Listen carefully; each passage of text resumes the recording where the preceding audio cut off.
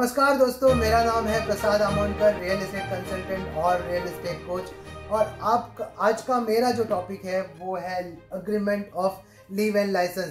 दोस्तों, अगर आप रियल एस्टेट की शुरुआत कर रहे हो और अगर आप एक एक्सपर्ट भी हो तो ये चीज़ बहुत ज़रूरी है कि आप कभी भी ना इससे पीछा नहीं छोड़ोगे, क्योंकि ये आपको इमीडिएट बिजनेस देता है, इमीडिएट इनकम देता है। आज की तारीख में भी हम agreement of leave and license करते हैं, एक रेंटल डील करते ही है, क्योंकि यहाँ पे अपने को अच्छा इनकम, इमीडिएट इनकम आ जाता है। तो आज का जो मेरा टॉपिक है, काफ़ी लोगों को मैं इंफॉर्मेशन देता रहता हूँ कि नेटवर्किंग कैसे करते हैं, बात कैसे करते हैं, साइट विजिट पे कैसे जाते हैं। लेकिन अगर आपके पास प्रोडक्ट की इंफॉर्मेशन नहीं है, agreement of leave and license होता कैसे है, इसमें क्या क्लॉजेस होते हैं, ये करना कैसे रहता है, आपका इंटरेस्ट प्रोटेक्ट कैसे करना है, ओनर्स का, टेनेंट्स का इंटरेस्ट कैसे प्रोटेक्ट करना है, अगर इसके बारे में अगर आपको इंफॉर्मेशन है नहीं तो शायद इसको आप ठीक से नहीं कर पाओगे। आप 10 में से 5 चीजें गलत कर लोगे और इससे आपको फर्क पड़ेगा, आपके फ्यूचर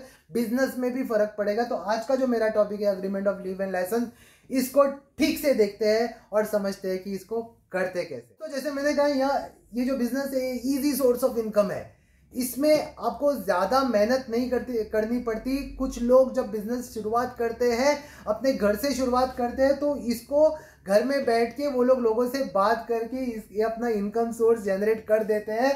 क्योंकि जैसे मैंने कहा, कोई हाउसवाइफ है जिनको कोई इंफॉर्मेशन है नहीं, हाउसवाइफ ही क्यों, कोई भी होने दो, एक रियल एस्टेट बिगिनर है तो उसको कोई इंफॉर्मेशन है नहीं कि कैसे करते हैं रियल एस्टेट को, आउटराइट डील कैसे करते हैं, प्लॉट की डीलिंग कैसे करते हैं।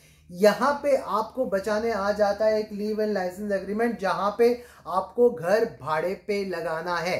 सिंपल बात है, जब आप भी कभी भाड़े पे, रेंट पे प्रॉपर्टी ली होगी तो आपको पता है कि उसमें होता क्या है। तो लेस पेपर वर्क होता है, जहां पे एक अग्रीमेंट ऑफ सेल होगा, एक पुलिस टेनेंट वेरिफिकेशन होगा जिसमें कि टेनेंट का वेरिफिकेशन होगा जो पुलिस करेगी, और ज्यादा कुछ नहीं है। कुछ प्लान लगेंगे प्रॉपर्टी के, अगर चाहिए तो एनेक्चर लगेगा, मतलब फर्नीचर और फिक्सचर में क्या क्या आएगा, ये सारी चीजें मैं आपको आगे भी बताने वाला हूँ। यहाँ पे आपको मिलता है इमीडिएट इनकम।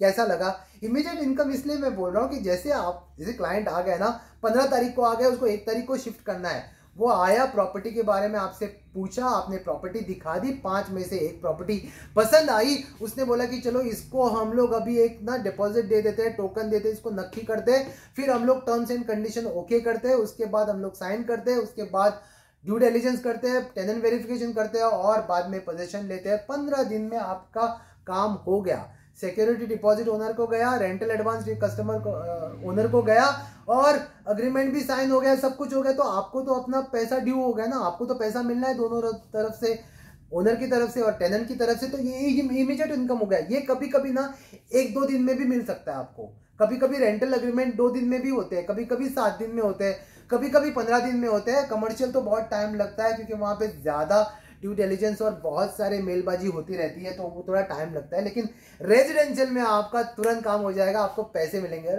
पैसे आपको इसलिए इमीडिएटली जरूरत है क्योंकि ये जो पैसा मिलता है ना, तो क्या होता है कि आप आउटराइट डील के पीछे भाग सकते हो। अगर ये इट्स लाइक अ फ्यूअल, मतलब अगर आप गाड़ी चला रहे हो तो उसमें तो पेट्रोल तो चाहिए। ये पेट्रोल नहीं डलेगा तो फायदा क्या है। तो इसीलिए कोई बिजनेस में भी आपको अगर बिजनेस आगे लेके जाना है तो आपको एक ऑफिस चाहिए, स्टाफ चाहिए, उसकी सैलरी चाहिए, आपको गाड़ी चलाना है तो पेट्रोल चाहिए, आपको मार्केटिंग एक्सपेंस करने हैं, मैजिक ब्रिक्स लेना है, 99 एकड़ लेना है, काफ़ी सारे पोर्टल्स लेने हैं, CRM लेना है वगैरह, वेबसाइट बनानी है, सारा खर्चा है। तो ये सारा खर्चा आपका यहाँ से निकल आएगा।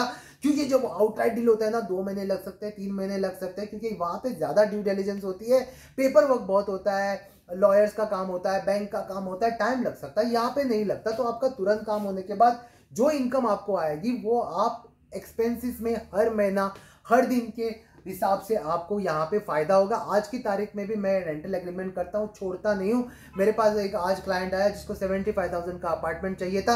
मैंने उसको 5 ऑप्शंस भेजे, एक ऑप्शन उसको पसंद आया, शायद डील हो जाएगा। 1.5 लाख की कमाई होगी, आप सोच सकते हो।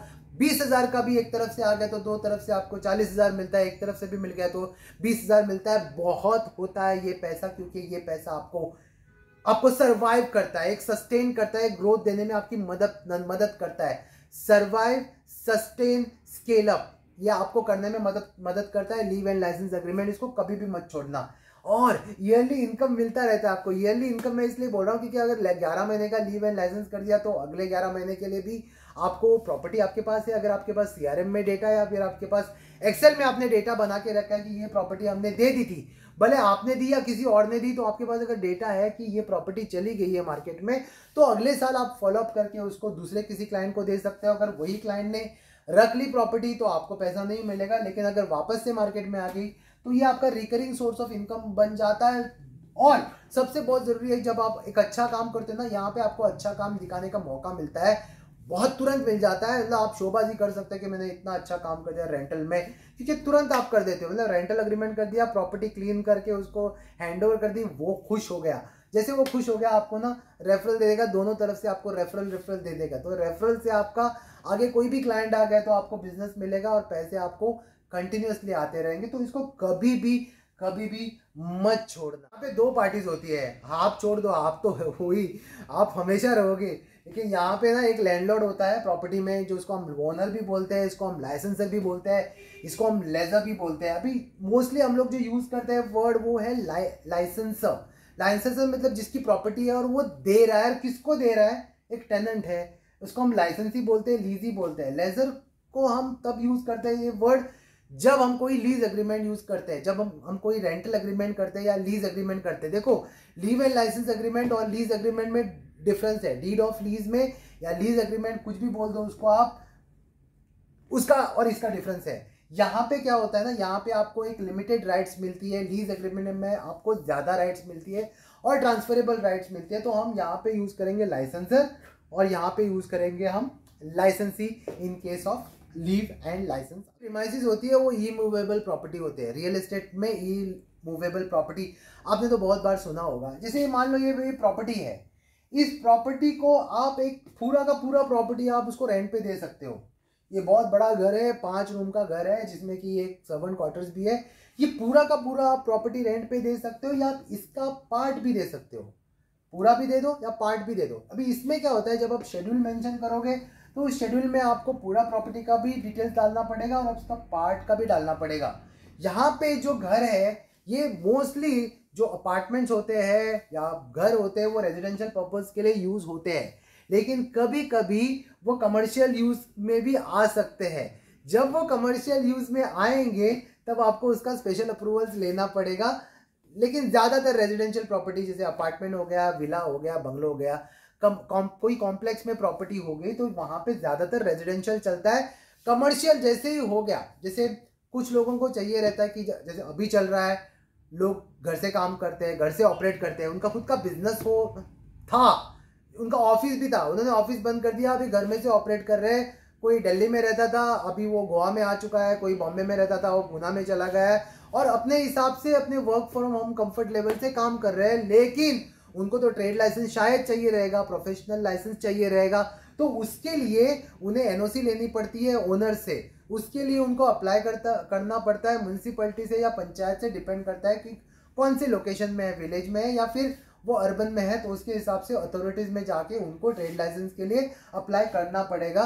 उसके बाद ही उनको कमर्शियल यूज के लिए मतलब कमर्शियल तो पहले अग्रीमेंट हो जाएगा कमर्शियल, बट इसके पहले आपको ये देखना पड़ेगा यहाँ पे कि आपको खुद क्लाइंट को पूछना पड़ेगा कि भाई आप रेजिडेंशियल यूज के लिए ले रहे हो या फिर आपका कोई कमर्शियल भी यहाँ पे करने का इरादा है। अगर उनका इरादा है तो पहले ही पूछ लो, क्योंकि वो आए थे इरादे से कमर्शियल करने में, लेकिन बाद में ना ओनर ने उन्हें एनओसी दी, ना म्यूनसिपैलिटी ने उनको एनओसी दी, ना ट्रेड लाइसेंस मिला, तो शायद वो घर छोड़ भी सकते हैं, क्योंकि उनका मेन पर्पस था ये कमर्शियल यूज। तो पहले ही आप पूछ लो कि भाई आप रेजिडेंशियल या कमर्शियल यूज करोगे। ये फ्लैट भी हो सकता है, घर भी हो सकता है, विला, बंगलो, स्टूडियो, बिल्डिंग, पूरी की पूरी बिल्डिंग भी रेजिडेंशियल यूज के लिए ले लेते हैं ना। कोई जैसे कोई कंपनीज हो गया, पूरा कसिनो हो गया, तो पूरा कसिनो के लोग एक प्रॉपर्टी में चले गए, मतलब सारे उनके स्टाफ एक पूरी बिल्डिंग ले लेते हैं। मतलब आप सोचो, ये रेंटल एग्रीमेंट में ऐसा नहीं कि आप 20 या 30 हज़ार कमाओगे। रेंटल एग्रीमेंट में 5 लाख 10 लाख में भी एक डील हो सकती है, डिपेंड करता है कि आपके पास कौन सी इन्वेंट्री है, इसके हिसाब से। तो ये मैंने यहाँ पे कवर किया कि अगर आपका छोटा सा यहाँ पे पोर्शन है जो स्टूडियो है within a whole house, ये बड़े घर में, तो ये बड़ा घर में एक शेड्यूल बन गया आपका जिसमें आप पूरा डिटेल डालोगे और ये छोटा शेड्यूल यहाँ पे करोगे आप, वहाँ पे डालोगे 1 BHK है या स्टूडियो है, उसके हिसाब से वो अग्रीमेंट में आ जाएगा। इसकी आपको you will have to basically ये अंडरस्टैंड करना पड़ेगा कि ये चीज़ आपको ध्यान में रखना। मैंने पहले कहा कि जब आप कोई लीव एंड लाइसेंस अग्रीमेंट करते हो तो यहाँ पे एक राइट्स ना एक लिमिटेड रहती है। जैसे कि आप उसको ना पर्सनल यूज, जैसे मैंने अगर कोई घर ले लिया रेंट पे और मेरी फैमिली रहने वाली है, तो इसे मैं एक पर्सनल लेवल तक यूज़ कर सकता हूँ। एक घर में घर को घर की तरह यूज़ करूँगा और ये नॉन ट्रांसफरेबल है। मतलब मैं अपना घर मैंने रेंट पे ले लिया और मैं वो रेंट पे लिया हुआ घर किसी और को नहीं दे सकता। तो यहाँ पे होता है लीज एग्रीमेंट में क्या होता है ना, ये ट्रांसफ़र हो जाते हैं राइट्स, लेकिन लीव एंड लाइसेंस एग्रीमेंट में ये होता नहीं है। यहाँ पे जो रेंट होता है पर्टिकुलरली फिक्स होता है 11 महीने के लिए। 11 महीने के बाद अब दोनों के कंसेंट के हिसाब से क्यों रिन्यू हो जाएगा license, leave and license renew हो जाएगा। तो इंक्रीमेंटल नॉर्मली होता है 7 से 10% रेजिडेंशियल में। कभी कभी सिचुएशन के हिसाब से अगले साल कभी कभी रेंट इंक्रीज होता भी नहीं है, ओनर टू ओनर डिपेंड करता है। जैसे कि कोविड हो गया या फिर कोई सिचुएशन आ गई ऐसी, या फिर ऑलरेडी आपका रेंटल इनकम इतना है कि आप उसको थोड़ा 10% भी बढ़ाओगे तो 50,000 का 55,000 हो जाएगा, वो बहुत डिफरेंस हो जाता है। तो यहाँ पे म्यूचुअल कंसेंट के हिसाब से ये चेंज नहीं होता। अगर आपने current leave and license agreement में लिखा भी होगा ना कि अगले साल में 10% इंक्रीज करूंगा आपका रेंट, तो वो ज़रूरी नहीं है कि उसको फॉलो करना है, क्योंकि वो जो एग्रीमेंट आपने ऑलरेडी बना दिया 11 मंथ्स का, वो एक्सपायर हो चुका होता है जैसे आपका टर्म खत्म होता है। तो टर्म खत्म होने के बाद दूसरे टर्म में रेंट भी चेंज हो सकता है, कम भी हो सकता है, ज़्यादा भी हो सकता है। लेकिन वो जो अभी आज लिखा है लीव एंड लाइसेंस एग्रीमेंट की 11 महीने के बाद हम क्या करेंगे वो वैलिड नहीं है, क्योंकि आपका अग्रीमेंट एक्सपायर हो चुका होता है। तब 11 महीने का पीरियड यूज करते हैं, यहाँ पे 11 महीने से ज़्यादा करते नहीं है। ओनर थोड़ा डरते हैं कि यार अगर इसको दे दिया और ये गया नहीं फिर प्रॉपर्टी छोड़ के तो मुझे प्रॉब्लम आ सकती है, तो 11 महीने के ऊपर वो लोग करते नहीं है।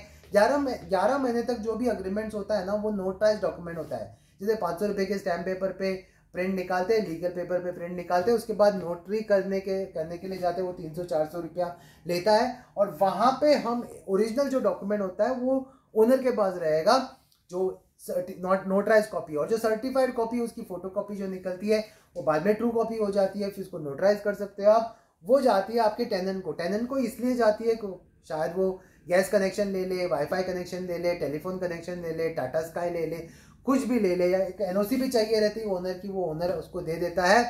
और अगर उसको कोई ट्रेड लाइसेंस चाहिए, कोई प्रोफेशनल लाइसेंस चाहिए, तो एनओसी ओनर की लगती है और अग्रीमेंट ट्रू कॉपी उसको लगती है, उससे उसका काम हो जाता है। लीव एंड लाइसेंस अग्रीमेंट में होता क्या क्या है, टर्म्स एंड क्लॉजेस होते हैं। सबसे पहले जरूरी चीज ये होती है कि इनका नाम क्या है। जो लाइसेंसर और लाइसेंसी की जो डिटेल्स होती है वो बहुत जरूरी होती है। उनका नाम, उनके पिताजी का नाम, उनका परमानेंट एड्रेस और उनका पैन कार्ड, आधार कार्ड या कोई भी photo ID, valid photo ID लगती है, और वो डिटेल्स में भी आती है और उसकी फोटोकॉपी भी लगती है।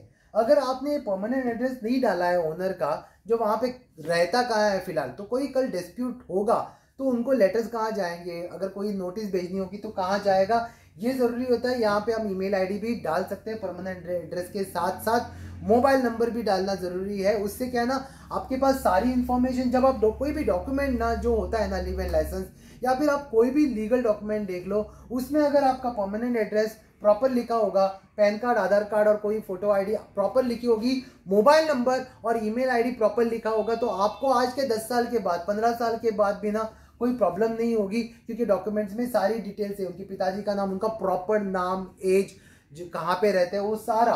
और ये बस ओनर के लिए नहीं होता है, ये लाइसेंसी के लिए भी होता है। जो टेनेंट जो आता है उसका भी नाम, उनके पिताजी का नाम, उनका परमानेंट एड्रेस। अभी तो वो फिलहाल आपकी प्रॉपर्टी रेंट पे ले रहा है, लाइसेंसर की प्रॉपर्टी रेंट पे ले रहा है, लेकिन उसका परमानेंट एड्रेस कहाँ पे, यूपी में है या फिर कश्मीर में है या फिर कन्याकुमारी में है या फिर कर्नाटका में है, जहां पे भी है उनके पैन कार्ड, आधार कार्ड के हिसाब से आपको उनका परमानेंट एड्रेस लिखना है। और ये परमानेंट एड्रेस जरूरी भी होता है पुलिस टेनेंट वेरिफिकेशन में भी, क्योंकि वहां पे पुलिस वेरिफिकेशन करती है कि ये बंदे का कोई पास रिकॉर्ड है या नहीं। अभी वो कैसे करती है वो आप पुलिस डिपार्टमेंट में जाके पूछ सकते हो, लेकिन ये बहुत ज़रूरी चीज़ है कि पूरा का पूरा डिटेल्स आपका यहाँ पे रहेगा, इंक्लूडिंग द मोबाइल नंबर और इनका ईमेल आईडी अगर रहा तो आपके लिए ये बहुत आसान हो जाएगा, आपका डॉक्यूमेंट कंप्लीट लगेगा और मतलब होगा भी कंप्लीट, लगेगा भी। पार्ट आता है यहाँ पे लीव एंड लाइसेंस एग्रीमेंट में कि प्रीमाइसिस की डिटेल्स क्या है। जैसे कि अगर कोई एड्रेस लिखना है तो बस आप एक ब्लॉक A 305 फलाना बिल्डिंग राज हाउसिंग, खत्म, ऐसे नहीं लिखते। इसमें आपको पूरा का पूरा डिटेल लिखना पड़ेगा, flat number, block number, building का नाम, फ्लोर नंबर, उसका प्रॉपर लैंडमार्क क्या है। क्योंकि जब आप ये लिखते हो ना, ये लिखने से ना आपकी प्रॉपर्टी प्रॉपर आइडेंटिफाई होती है। देखो आपके लिए तो बहुत इजी दिखेगा कि यार ये तो घर है, ये घर यहाँ है, प्लॉट नंबर ये उसका फलानी जगह पे है, खत्म हो गया, आपके लिए बहुत इजी है। लेकिन जब कोई थर्ड पार्टी देखता है, जैसे कि अगर आपने कोई मुझे agreement of leave and license दिखाया और मैं यहाँ पे हूँ और आप बॉम्बे में हो और आपने मुझे वहाँ पे लिखा B 305 मलाड वेस्ट, बस हो गया। तो मेरे मतलब मान लो आपने बिल्डिंग का भी गैलेक्सी बिल्डिंग मलाड वेस्ट, अरे आपने इतना ही लिखा तो मुझे तो और इन्फॉर्मेशन चाहिए, मुझे उसका जिप कोड चाहिए, मुझे उसका लैंडमार्क चाहिए, वो मुझे उसकी डायरेक्शंस भी चाहिए, बाउंड्रीज भी चाहिए, जैसे नॉर्थ साउथ वेस्ट जो हम लोग प्रॉपर आउटसाइड प्रॉपर्टीज में करते हैं, सेम सेम सेम आपको यहाँ पे भी वो देना पड़ेगा। जब आप ये देते हैं तो पूरी आपकी प्रॉपर्टी आइडेंटिफाई हो जाती है, ये अलग हो जाती है, ये पूरी यूनिक हो जाती है। तो कोई अगर डिस्प्यूट हो गया, कुछ भी हो गया, या फिर कोई एप्लीकेशन करना है तो यहाँ से आपको बहुत फर्क पड़ेगा। कुछ लोग नहीं लिखते हैं ठीक से, तो गलत है, वो लिखते हैं 11 महीने का लीव एंड लाइसेंस एग्रीमेंट है, इसमें कितना लिखेंगे। दोस्तों आप एक लीव एंड लाइसेंस एक लीगल डॉक्यूमेंट होता है, इसमें आपको ठीक से लिखना पड़ेगा। अगर आपका प्रॉपर्टी शेड्यूल वाइज पार्ट है तो मैंने पहले भी बताया आपको, वो भी आपको शेड्यूल 1 और शेड्यूल 2 में डालना पड़ेगा और इससे आपकी प्रॉपर्टी प्रॉपर आइडेंटिफाई हो जाएगी। उससे ये पता चलेगा कि आपने कौन सी प्रॉपर्टी रेंट पे दी है, पूरा घर दिया है आपने या फिर पार्ट दिया है, वो भी आपको यहाँ पे समझ में आ जाएगा, डिटेल्स में समझ में आ जाएगा। लाइसेंस एग्रीमेंट में हम ये भी लिखते हैं कि प्रॉपर्टी का यूज क्या होने वाला है, रेजिडेंशियल यूज होने वाला है या कमर्शियल यूज होने वाला है, तो वो भी आपके लीव एंड लाइसेंस एग्रीमेंट में आएगा, प्रॉपरली आएगा। मोस्टली रेजिडेंशियल प्रॉपर्टीज रेजिडेंशियल के लिए यूज होती है, अगर कमर्शियल के लिए यूज हुई तो उसके लिए स्पेशल अप्रूवल्स लेने पड़ते हैं, जो मैंने आपको ऑलरेडी पहले बता चुका हूँ। अभी जो नेक्स्ट पार्ट आता है वो टर्म्स एंड कंडीशंस में क्लॉजेस आते हैं, ये सारे मैं अगले वीडियोस में ले लूँगा आपके लिए, नहीं तो ये वीडियो बहुत लंबा बन जाएगा। तो नेक्स्ट वीडियो मेरा देखना मत भूलना।